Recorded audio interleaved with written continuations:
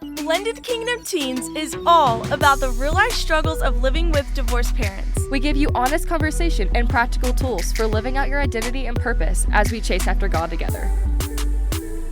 Hey, BKT! It is Sidney and Jerzi, and we are back again. Today we're going to be talking about kind of just an age gap between siblings. I feel like this is like something that's very common, but not a ton of people talk about. Yeah. Kind of just like the struggles with that, how to build those healthy connections and stuff like that. So yeah, Jerzi, do you have a scripture for us? I do. Would you care to read that? I would love to. It is Colossians 3:14, and it says, "But above all these things, put on love, which is the bond of perfection." What? Good. Put on love. Above all of these things, put on love. Yes. Which is the bond of perfection. Yeah. Wow, that's so good. Can I continue that real quick? Oh, go for it. And let the peace of God rule in your hearts, to which you were also called in one body, and be thankful. Wow. Thankful. We're talking about siblings. Yes. The age gap between siblings. Yeah, and what that looks like, what that might cause. And I definitely think being thankful for siblings is something like not everyone has a sister. There are a lot of only childs out there. Yeah. And I think it is so cool. I'm technically an only child. No, technically you're not. No, I am. Colin, my older brother, is half. Yeah. So some people are only childs, and it's so cool to be thankful the fact that you get to have siblings. Yes. You get to have people of blood or not of blood to pour into your life. Yes, absolutely. Okay, Jerzi, let's start with you. Let's start with how many years your oldest sibling is and how many years younger your youngest sibling is from you. Okay, so my oldest brother is 24 and I am 19. So he is 5 years. 4 or 5. 4 or 5 years older than me. And then my youngest brother is 4. So he is 15 years. This is kind of crazy. It's crazy. No, it is crazy, but it is definitely so cool to have like those two extremes. And it's challenging. It is challenging. I'm not going to lie. Yeah. So yeah, let me give you some encouragement actually. So I actually texted my older brother before I started this, and I was like, listen, I need some wisdom. Like you understand this more than I do, the struggle of leaving home, including if you're older, and that distance, struggling to have that connection, that relationship. So I texted him, and this is what he said. He said, the only advice that I can give about age gaps is that it is okay to just be their brother or sister. You do not have to be this super wise adult figure for your siblings. You are not their uncle. You are not their cousin or their dad. You are their brother or sister, and you have the privilege to be their brother or sister. That is all you are. I think that is so cool because our one of our identities, right, is a daughter of God.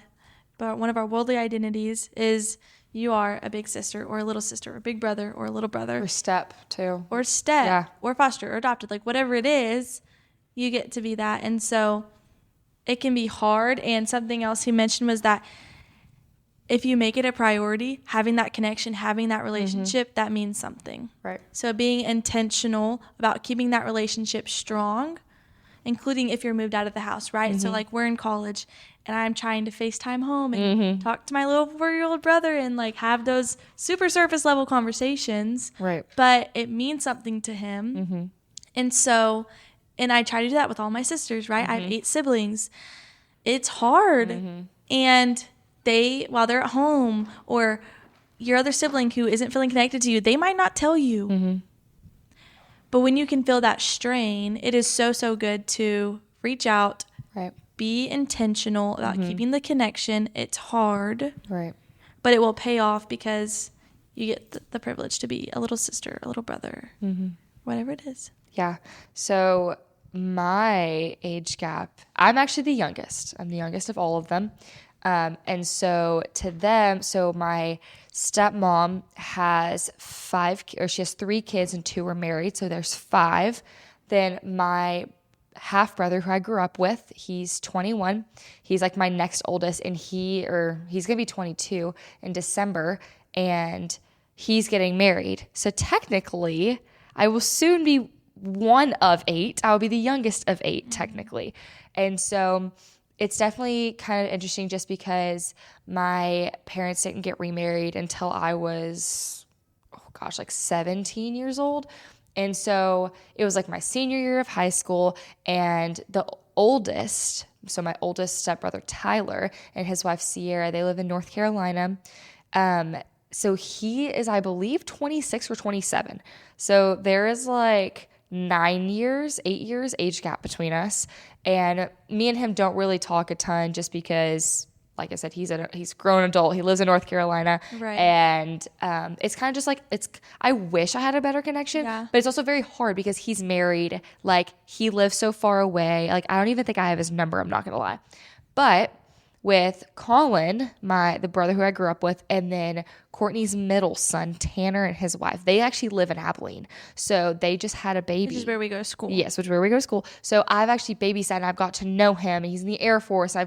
He reminds me so much of Colin, like the brother who I grew up with. And so it's kind of just cool because I'm like closer with some of them, but distant with others, just based on proximity to each other. Which is like another really big thing. If you're physically closer to one, obviously it's easier. Yeah. But trying to, like you said, have those relationships, call them, get to know them is so important.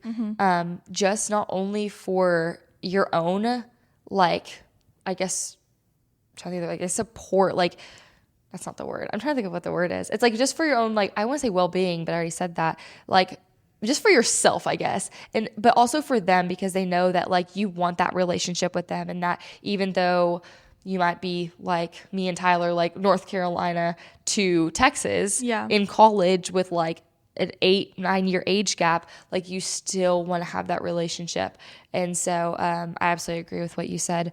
And it can be hard in most cases, or it might be easier, just depending on your situation. Depends on the ages too. Because there might just be a 5-year age gap. So it might be senior and like 8th grader, but you're still both in school. But like when it's the extremities, like 15 years like you have, like that is some extremes. Yeah. Like you're going to be having kids by the time like they're in high school. No, yeah, it's definitely crazy. Yeah, it's definitely crazy.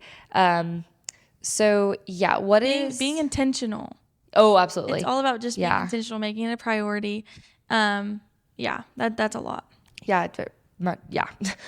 What is one thing that you would say was just like a personal little struggle when it came to such a big age gap? Because you went from being the youngest to no longer being the youngest. So what was that kind of like for you? Like just like a little like snippet of like what that looked like for you. Because I know a lot of people who do get younger siblings when their parents marry. Yeah, no, that was very, very difficult. It was probably my hardest part. I mean, I grew up with 3 older brothers until I was 13, and it was difficult when my mom got married, and I instantly had 3 little sisters. Like, I definitely haven't had any younger siblings, and definitely not any sisters. So that was hard.